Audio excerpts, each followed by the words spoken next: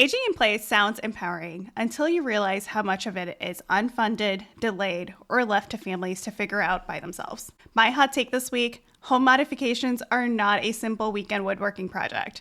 When families tell me they'll figure it out and get everything done in a weekend or even a week, I'm immediately scratching my head because you don't know the cost. You don't even know what modifications you need yet, and you don't know if there's going to be any wait lists or delays in parts or equipment that you need, and you're banking on the fact that maybe your parent might not fall again between now and then. That seems a little ridiculous. This week, we're talking about the realities of aging in place and home modifications because when it's not thought out properly, we're just doing risk management, and that's not the same thing. So we're tackling what families often misunderstand about aging in place and what structural barriers make safe home mods so difficult to implement in real life. To help break down this topic, I've got Dawn Heiderscheidt with me here today. Welcome to the Aging Together podcast. I'm your host, Dr. Pooja A. Patel, a double board certified occupational therapist and gerontologist with additional certifications in dementia and fall prevention. This season, we are unfiltered. In this podcast, I interview guests who are experts in their fields or caregivers who are sharing their lived experiences.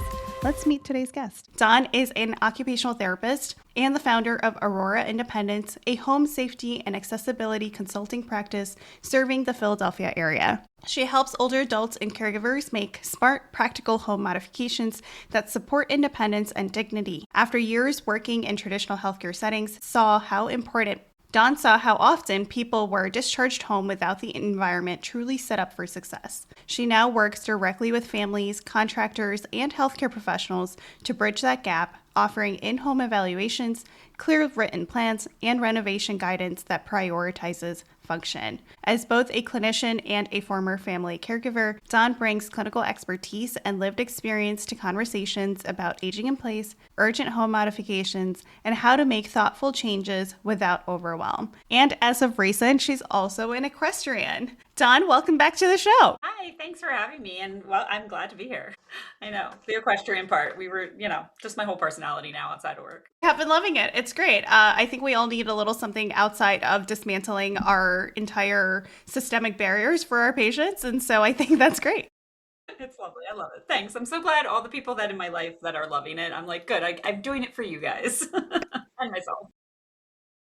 So I know you have been in the space for a long time. You have many, many thoughts, and I'm sure very many hot takes. So let's start with one of them. Yeah, my first one is that everyone is waiting way too long, like way too long to do it. And I think that plays in really, really well with your hot take of that they think they can get it done in a weekend. And I think that those two misconceptions and that those behaviors are sort of playing off each other to create like a really kind of dangerous situation for some people, right? Like if you wait too long and no one's available, you can't get it done and you're just sitting in a bad spot, And that's what I help navigate all the time. Yeah, absolutely. I know there are so many times so I've worked in acute care most of my career, right? And so I always see the patients who come in with a fall because they slipped on a rug or they tripped on a cord or they fell getting out of the car, right? Like all these things. And we're doing these verbal home assessments where we're asking them, okay, what does your home look like? How many stairs do you have? What is your bathroom setup?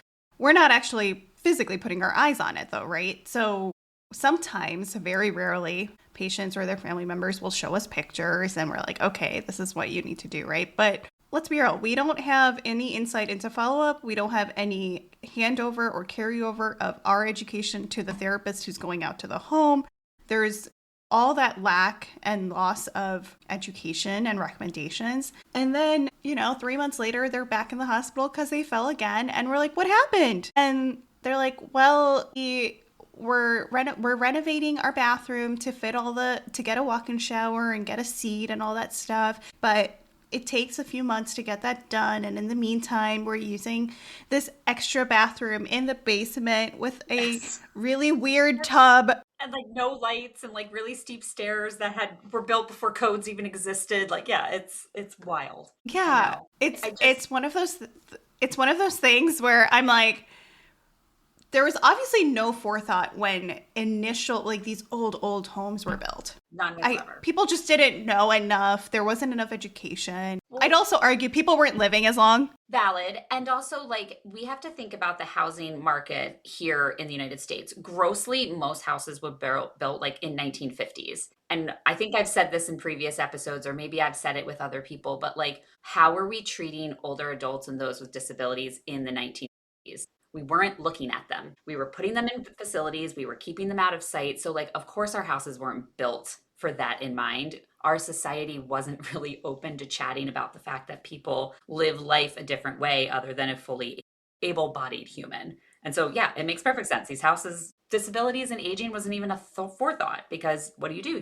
You put them in a home, or the caregiving situation was different. Families lived together. There was multi-generational family happening. That was part of the culture, and that has very much shifted, especially after like World War II and the wars and everybody going out to buy their different houses and create their singular families and communities all alone. So yeah, you didn't plan on having mom and dad live with you because you're now in your own home at this point. So there's a lot of layers to this situation. So yeah, I completely agree with you. And they wait too long.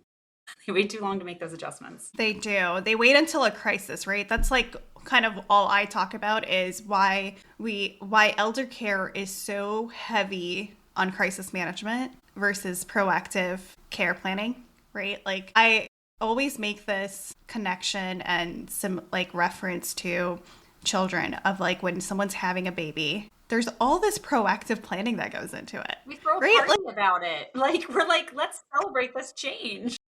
There's a party. There's like people are fixing up their nurseries to make sure it's accessible when they have their baby. There's a nesting period, right? Like I think what changes with elder care is that there's no nesting period, right? Because it's a transition. It's a life transition. It's not something that tomorrow you're going to wake up and become an elder, right? Like that's not the reality of it. But you know it's happening at some point. So why are we not actively preparing for that transition with some forethought before a crisis occurs? Well, and I think that what you're saying is very true. And I think there's a generational piece to this. And I am going to be very, very curious how our aging plans change.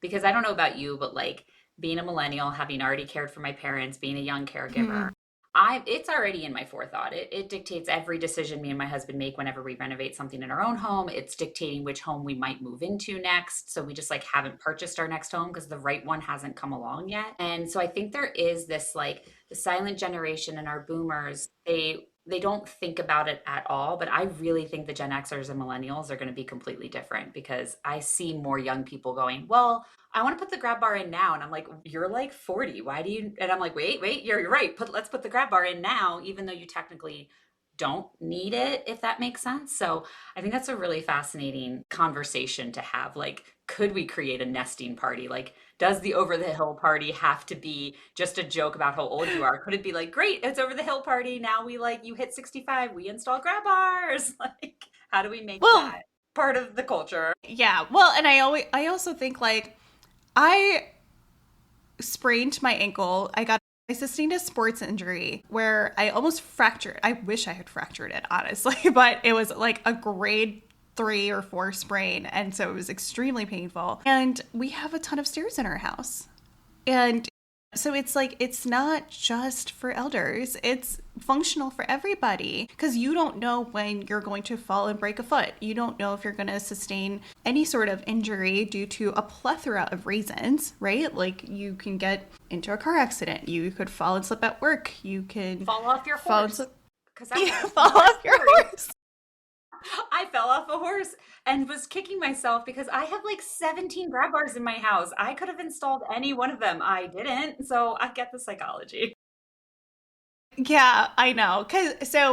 And I love what you said about like us having that forethought, but I think a lot of that comes from also us being in the space and seeing the downfall of not preparing for it, right? But like when my husband and I bought our house, that was kind of front and center. We're like, okay, we're both the eldest children. We're both primarily responsible for our parents as they get older. If they end up needing help and support and we need to support them, can they function in this space, right? Like it wasn't even so much for us, but it was more of that multi-generational living lens of like, hey, if they need support, can we support them in this home, right? And like I mentioned, yes, like there's a ton of stairs and there's all this stuff, but it's like, okay, well, a stair lift can go in here, an elevator maybe can go in over here. Like maybe this can work, right? Like, so there's all this forethought that kind of goes into it. We have all of these walk-in showers, right? Like easy to install a seat, easy to install grab bars. Yeah, I mean, we do, right? But we have a plan in place for something that could easily, be done. And thankfully, we have the resources to be able to do that quickly. Yes. But most of America does not. And really so don't. when you end up, you can end up breaking your leg, or God forbid, you need an amputation for some reason. And now all of a sudden you have all these stairs in your house. You're not going to be able to get a stair lift installed within a day. No, it's 2 weeks at least in my area. Like it's at least 2 weeks. Yeah. Yeah. And I think this brings up another point, which is I'm very big. My other hot take is that home modifications should not be a single industry. And I think that's the mistake that we also make as professionals. The construction industry is nope, we just do it all. Or the healthcare industry is we have all the solutions. But the reality is that those silos need to break down. And so what you're talking about, people who don't have the resources, if you start talking with a financial planner a whole lot earlier about just life, right? Just having money, investing, making your money work for you, not just living that paycheck to paycheck, which you can do even with $20. You can make $20 into something later. My big push has been talk with a financial person. There are fiduciaries. They are free to you sometimes.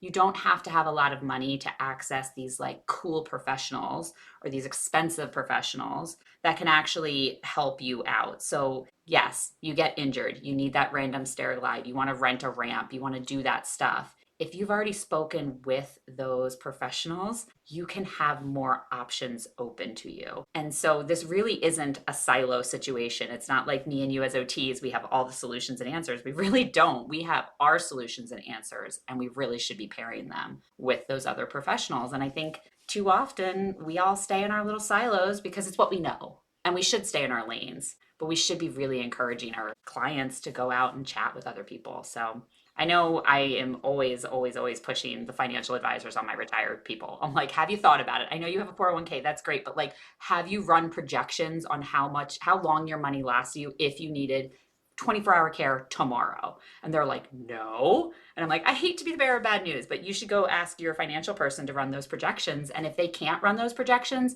it's never too late to get a new one. You can leave. You know that is the bread and butter of what I do. Yeah. And that was one of those things where it was and I'm going to argue that it's not just the people who are already retired. We need to start this stuff in at 40. 20. Whenever you start planning for your financial security, right? Everyone has a rainy day fund, but that rainy day fund is not supposed to be your long-term care plan, right? No. That's not supposed to be what gets you through a home modification or gets you through hiring 24-hour care. Your rainy day fund is you lost your job or you lost your house or you something drastic. This stuff you can plan for, so you should have a separate fund that is catered towards long-term care needs, including home modifications or hiring care or moving into a facility or supportive environment. And that was the first thing I did when I started working in proactive care planning, right? Is I have a fantastic relationship with this one financial advisor who wanted to do this with his clients because he was starting to run into these issues of these older adults who had been his clients for years who now needed all this support. And he's we didn't plan for it and it's so expensive.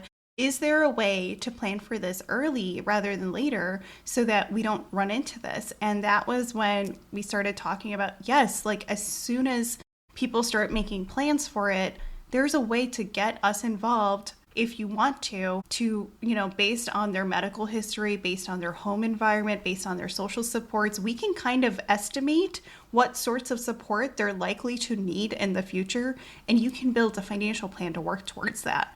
But if you don't even think about it, you're setting yourself up for failure. Yeah, and I completely get that too. And I think when you were 20, were you thinking about your finances? Probably not. I was, No. because I was receiving my parents' long-term care insurance after they passed away. And I was wow, this really helped me with my grad loans that were huge and let me figure this out. I don't have children and I don't plan on having them, but wouldn't it be nice to make sure that I could send some dollars to people, or that like my whoever I'm leaving. So it's life experience for a lot of people too. And I think there's a small psychology to it. And I keep going back to that because I talk to a lot of OTs who are like, I want to do home mods and you're doing so well. And I'm like, I just want to remind you guys that it's not easy. And the psychology part of it is that people do not ever want to admit that something bad could happen. And so I'm someone who was primed for it because I was literally living it in my high school, college, and 20s when people were living life and getting drunk and having babies. I was like, oh my God, I'm closing my second estate right now. This is wild. But unless people have experienced that or heard those stories or are friends with those people, I'm not sure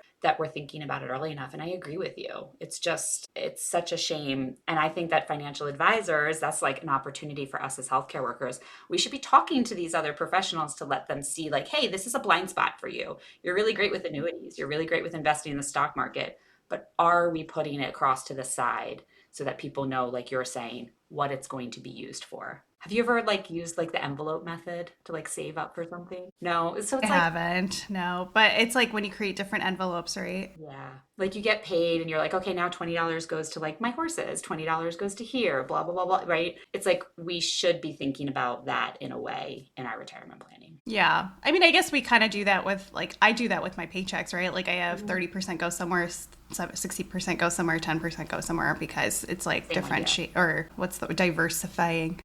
Yes. I'm not But gonna know like, it all. yeah, this is a little irrelevant, but like relevant to the financial side of it. But it's like one of the things that I learned by working with this financial advisor is as people get older, the recommendation is actually to start consolidating because it's easier for them to manage from a financial management perspective, which for us as an OT is really important or really helpful to know, because if we end up with clients who have so much diversified income and they're starting to have a really hard time managing all of it from a cognitive load standpoint or just from like a physical capability standpoint or whatever it might be, that's a good time to collaborate with a financial advisor too, of saying like, hey, is there a way we can start consolidating some of this so it's easier for them to manage? Yeah. Isn't it wild? Like, did you think when we went to grad school that this would be the types of conversations we would be having? I thought I was just going to be like teaching people to get on and off the toilet. And now I'm like, okay, let's talk about life experiences here, because what you need is a vertical platform lift. But to get to that, you need all of these other things. And it's like, I never thought that this is where I would go. No, honestly. And, it's so funny because we have so many challenges in our industry. And I feel like more and more lately, there's more and more people saying like, don't go into OT school, don't go into healthcare, don't do all this, right? And I'm always of the mindset of, mentoring students of saying like, you can do whatever you want with this degree. I'm a strong proponent of like, get your 5 years in, figure out what your passion is, and then go do that, because our possibilities are endless. We work with individuals in whatever capacity is meaningful to them. So that could be literally anything, right? And so, it could be home mods. It could be hippotherapy. Get those horses out, right? Like, let's keep bringing that back to the equestrian. I love that. I am here for this. We're making it your personality, so we're going to do it. I love it. Just put a picture of a horse up instead for my bio. We're obviously going to link your equestrian page, right? Like, oh my gosh. People have to know. Follow along with me and my lease horse, Vinny. But no, I think it's so important for people to understand that a lot of the crisis time decision making that occurs and delays accessibility, delays care, delays home modifications could actually be tackled so much earlier if you have the right people on your team, if you have the right education and awareness, and if you have the right access. And like you said, it's generational, it's life experiences. I grew up with all 4 grandparents in my house. In my life, right? Yeah. I had all of them until high school. So I truly got to see like what multi-generational living looks like. I saw my parents take care of my grandparents, right? I still have one grandma and she's thriving. She lives with my parents, right? And so, yeah. And, she had her first major health scare last year when she had a stroke. And we were able to manage that and navigate that. But that led to a lot of conversations about, hey, I have to jump on a plane every single time something happens in this family, right? Because I live in Chicago. For those who don't know, I'm from New Jersey in the Philly area. And so and that's where my family is. And so it's one of those things of like, okay, can we have some foresight into this? I do this for a living. Like, how are we going to navigate this as, well, my dad had both his knees replaced. My mom needs her knee replaced, right? Like, she had a shoulder surgery. Like, as our families start aging together, we forget often that we're also getting older. And you and I don't have kids, but for the family, for the individuals and the families who have kids who are also trying to manage their aging families, it's so much harder when something happens than it is before something happens. It's incredibly overwhelming. And I realized the other day that, and I was just at a pitch competition last night to try and get like a grant for the business. And I was explaining what I do. And I had a client just happen to tell me, they were like, you have been the friend along the way that we needed for this part of our piece of puzzle, right? Because they're really proactive. And then when I was at the pitch competition, everyone was like, I didn't even know that this was an option. And I'm with you on that, where it's like, it's just, how do we get people to even know that if you're not thinking about it yourself, there are people who can help you start thinking about it almost like for you. And it doesn't have to be just the eldest daughter. It doesn't have to be just the person in your family. So how to get that out there is something that I'm always struggling with. You know what I mean? Yeah, I hear you on that. That is the biggest difficulty in this space is people, like I think you mentioned it earlier, people don't want to think about the worst case scenario. They don't want to think about their parents getting older. They don't want to think about their parents dying. And it's a lot of difficult conversations that have to happen. And I think a lot of it is just lack of awareness that we exist, right? We have a terrible branding problem, a terrible marketing problem. And so it's really hard for people to understand, like, I need to find an OT, and then I need to find an OT who does accessibility or specifically home modifications. Oh, well, they have all these different types of certifications. Which one should I look for? But the builder also has this certification. So should I go with that one? Like, there's so much. It's so overwhelming to someone who doesn't, one, know the profession, and two, then has to kind of try and sift through all these different credentials. And it's like, I think we've created part of the problem there of like, why do we have... Here's what I'm going to argue. And I've been trying to reframe it for myself. And so this is my other hot take. Ready? Okay, go for it. I think that we do such an amazing job as OTs, and anybody who has ever met us is like, oh my God, OTs, and they take it back to their profession and they steal our stuff. I'm sorry, but some construction person didn't figure out where grab bars need to go. That was a healthcare professional who taught some person, hey, look how important this is. And they were like, let me go run off with this and then let me make it my own thing. Like, I look at a CAP certification. It's great, but I can tell you right now, it's even better now that healthcare professionals are part of it. And they did not think of that themselves. ADA didn't come into place because some magical construction person decided that it was there. They learned from lived experience. They learned from healthcare people. So that's our marketing problem, is we let too many people take our spaces. Well, yeah, I think we're on the same page here. Like, I think we've created the problem of like not branding ourselves and marketing ourselves well enough. And then the other side of that is we don't protect our value. Yes. I'll go with yes. I think that's a big part of it. Like, we don't protect the value that we bring. We're so quick to share what we know, to give our services away for free. Yeah. That's a whole tangent I can go off on. You know that. And then we're a little too, timid's not even the right word. We're a little too laissez-faire when it comes to other professions encroaching on our skills and our value. Yep. And I think that's the other side of that for sure. Yeah. And it's a shame because, when I was asked at my pitch competition last night, they were like, who are your competitors? My initial reaction was, I was like, contractors. It's contractors. They're my largest competitor, which is wild to think that construction and an OT are competitors when it comes to aging in place. But we are, because of what you're saying. I mean, those certifications, anyone can get them. It's a largely unregulated market. I could literally tomorrow start selling a certification for home modifications. But because people don't realize that it's really unregulated, they don't know what they're getting. And I'm with you on that it creates problems. So one of my favorite stories to tell is like the bath fitters who install those accessible bath fitters, the bath things in one day. They're great for like a lot of people, but you need to go that extra level and have that knowledge and that healthcare background to understand when that prefabricated thing is not actually the solution for people. And what are we doing for families that have a fall and the daughter lives in Chicago? Like how do we Yeah. explain how do I take all that information and put it out into the world? I don't know. I don't know. Yeah. Well, I think part of it is what you have done is partner with these contractors or whoever, right? With me partnering with estate planning attorneys and financial planners. I think it takes individuals, unfortunately, in private practice to put out our hands and be like, hey, can we work on this together? Like, this is going to benefit our client mutually for the better. And in turn, we're both going to benefit from this, right? Like, and I think that is the, like you said, like the silos that are there, they'll only improve if we're the ones reaching out and saying, hey, let's work together on this. Because they don't really have an incentive to do that.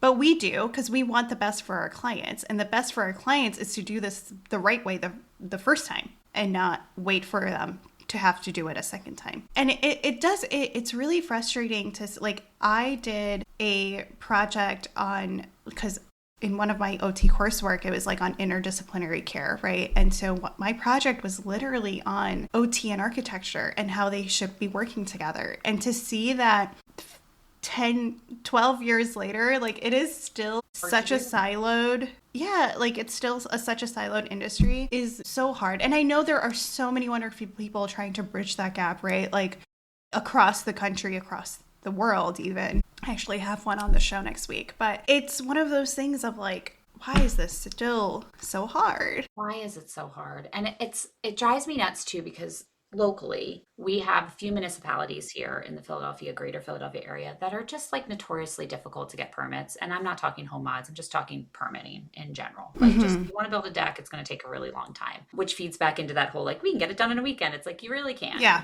There's like a whole other business workflow that happens. And what happens is that everybody just kind of gets that architect out there so that they can get the permitting done. But I run into these situations where sometimes the architectural plan sort of just cares about the 3D rendering. They care about what it looks like outside because that's what the township cares about. And then it's like silly stuff. It's like, why did you put the window here? Because when you put the window here and it's a kitchenette, then the only thing I can do is put the sink there. But the reality is that the sink should be in this location because of this person's like reach range and this, that, and the other thing. And then you're stuck because to undo that window and put it somewhere else is either a permitting issue or it's a cost. And I'm with you. Like, it's so frustrating because I have so many clients right now, and this just happens to be my January, February, that have called me in. Thank God they did, but just a little too late. And now we're still almost like retrofitting a modification into a renovation that should have just been like done right from the first point. And even like the builder is like, oh my God, I need to introduce you to this architect. I'm like, please do, because if this is what they've done to other houses, it was not intentional. This is not me saying architects are terrible, but they're trained in a way to think about codes and permits and that sort of stuff. And we are trained in the person. There's a reason we're all different professions. So like, yes, can we bridge the gap? Because none of us are competition if we're all in it for the right reasons. Absolutely. And there's no, like, on that front, like they just simply don't have that perspective and skills and mindset to be able to assess function and see what functionally would be appropriate for that individual or that entire family, right? If there's a mix, like you said, if it's multi-generational, if there's multiple family members with disabilities, if there's different cognitive needs, they don't have those skills to be able to do that, to assess for that. And it's just not their job, right? Yeah, it's not their job. You don't have time. There's so many reasons. Like, why are we doing this? Yeah. Exactly. But guess what? You have an entire profession who it is their job. And they have the skills and they're available to be able to do this, right? And so why aren't we're eager, yes. We want to work together. So let's improve that a little. I do want to break down. So you briefly mentioned like the coding, permitting, all that kind of stuff. Excuse me. For the people who maybe are motivated by listening to us to really get a head start on kind of proactively making sure that their home is set up for success, what are kind of some of the high level things that need to be looked at or assessed when you're starting that process? Yeah. So there's two ways to almost approach that question. And it's, Are you retrofitting your house, aka are you doing like handyman specials, or are you doing like a renovation and you're trying to be proactive about it? So I'll kind of start with the handyman because it leads into the renovation portion. There are just certain parts of the home that are always going to be a problem. It's bathrooms, it's staircases, it's egresses. So it's entrances and Great. exits. So those are the three places that if you're just unsure what to do, that start there. You should pretty much have two railings anywhere that you can. So whether, if the structure allows it, just put up an extra railing, start saving up for it, whatever. It can look beautiful. It can be functional. It could be really totalitarian. Totally up to you. But two railings in every place. There really should be like light switches that you can access before you enter whatever space you're about to go into. So it should be at the door threshold. Electricians aren't cheap, but they're good at what they do. So maybe they can just drop an extra line or a light switch there so that you have that light switch control. Bathrooms are harder because there are definitely adaptive equipment and environmental adaptations that you can retrofit very, very easily. But if you want to make a bathroom work for you well, you really have to start thinking maybe, not always, but maybe it goes into a small home modification. And so this is like another hot take I have, is that I think we accidentally use a lot of terms interchangeably, and they're really not interchangeable per the payer sources. So payer source is thinking like a home modification is a structural change made to the home with the intention of safety being the point, right? But an environmental adaptation might be like your commodes, your shower chairs, the things that you're adapting the environment with a post retrofitted option. So you can start with those environmental adaptations, and then you kind of move into those like true home modifications, which are the structure. Once we get in there, there's actually like 7 different design pieces that you can start thinking about for aging in place. So I'll go over the ones that I think are the most impactful, which is universal design. You can just start planning your home with universal design in place. That is, there's 7 different principles that judge it. It's kind of all about ease of use, but the whole general idea is that anyone can use that space or that product, no matter their size, their cognition, their strength, their backgrounds, their culture, their language, anything that you could bring. Technically, a universally designed bathroom or space would work for anybody. But I think the bigger side of it is adaptable design. So when people are starting to think about this, if we've primed you to be motivated and you're not ready to make a big change, but you're making a change, if a wall's open, put up blocking. If it's behind a toilet, if it's in a bathroom, just put it up, because you don't know what you're going to need later. And if you have it there already, it makes your options in an emergency a lot easier. If you want to put a grab bar up and you have a fall, right? And you're like, oh my God, I need a grab bar there. But you have blocking, you can now just call a handyman and go, I know where the blocking is, put the grab bar in, let's just get it done. But if you had that fall and you need a grab bar and we hadn't thought of it, you're now looking at like construction, which means you need design, you might need permitting, you need to have that construction worker available. You have to make sure you pick out your tiles or you get your prefabricate, and it just like creates a lot more to-dos. So they kind of lead into each other, but I think that kind of answers that question of how to start thinking about those 3 places in your home that are probably definitely going to need something no matter what. And then sort of how do you want to approach it? And kind of what do you already have planned? A lot of people are like, their kids leave the house and they're ready to finally have their house look the way they want. They went off to college. Let's upgrade that bathroom. Well, then let's take the time to just like at least put the adaptable design in there, put the blocking in, get ready for something that you might want to do later. I think, yeah, I know. So I'm trying to keep it No, short. I think that's great. I appreciate the breakdown. One of the things that when you and I were working on our book chapter, Yes. on our textbook chapter, that we really identified was the term universal design, and that it's not actually super universal, but it gets the job done for the people who really need some sort of accessibility. And I love that. Right, exactly. Great place to start. And I like that you use the term adaptable, because if you are putting in the work to proactively prepare, you also want to make sure that you can adapt it very quickly, because something might happen that requires a slightly different angle or slightly different equipment or piece that otherwise would take too long to do. But if you've already prepared for it in the future, then it's a little easier. And that's exactly the foresight that, a general contractor wouldn't have. And that's exactly why you need someone who's trained specifically, generally, usually an OT, and be able to get that assessment ahead of time. There was another thought that now I can't think of. Go ahead. Because if you can't, I can give an example. I feel like sometimes people benefit when they can see what that looks like in real life. And so I have an example of me and a contractor working together, if that would be helpful. Yeah. There is a client of mine that they were going to renovate their bathroom no matter what. Their loved one has a progressive condition, so we know that it's going to get worse, and there's a lot of decisions. So the contractor was able to kind of come at us with the structural limitations, like, hey, because it's a poured concrete slab, we can only move so much plumbing, or else you're getting into like astronomical prices that are just not worth it.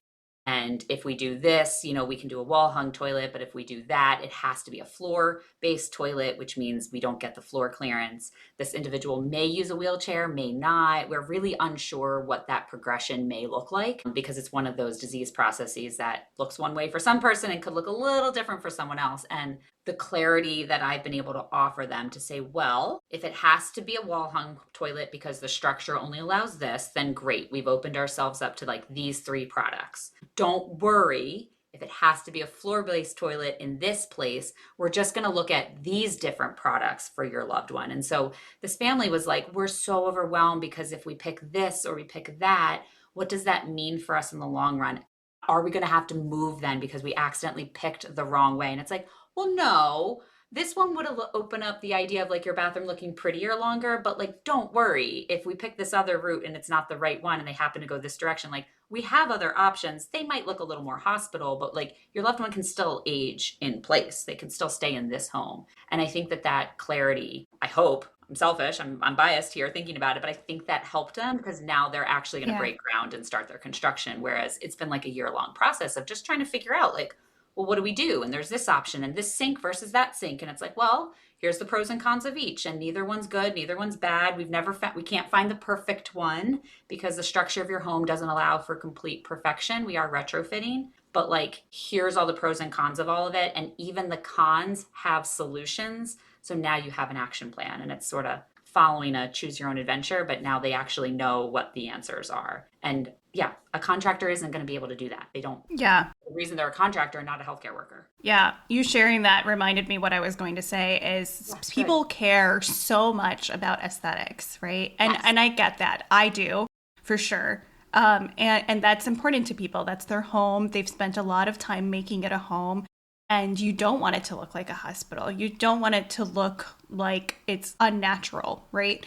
And that's another push for why you should start thinking about it early, because if you don't want to add in all those environmental adaptations of a shower chair or grab bars or commode because it looks unnatural or doesn't look nice or it messes up your aesthetic, well, guess what? If you start planning it early on, there are some gorgeous options now for built-ins that allows you time for that renovation to be able to build in some of those adaptations that actually look like they're part of the environment, and you can make it look aesthetic and it's functional.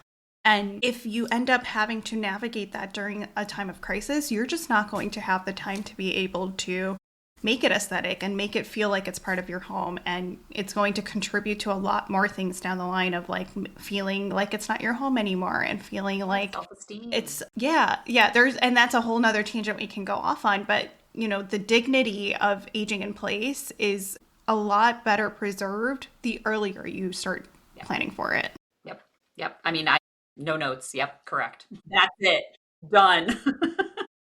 Well, on that note, any key takeaways that you feel like we should really leave our audience with, or any last hot take that you really want people to be like, okay, we need to start doing something about this? Yeah, I'll leave with key takeaways, I think, because another hot take that I have would be a whole different podcast at some point and probably not appropriate for yours. So I think key takeaways, like, let's just recap what we talked about. Start it early and try not to have any type of feeling about the fact that you're thinking about your future. I think that it's amazing.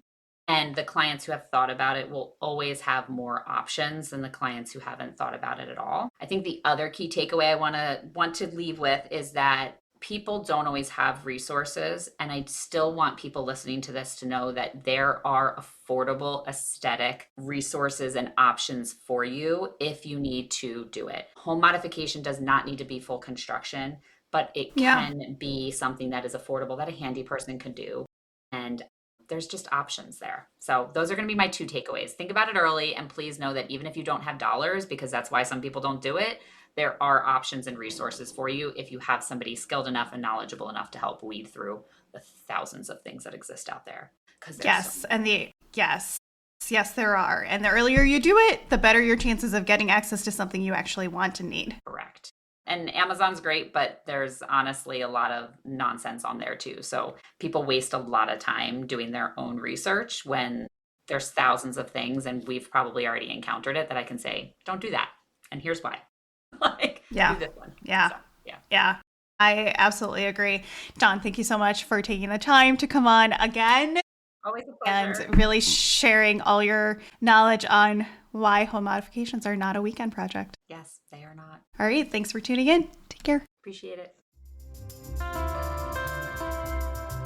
Thank you for listening to the Aging Together podcast. If today's conversation helped you, please follow the show, share it with a friend, or leave a quick rating or review.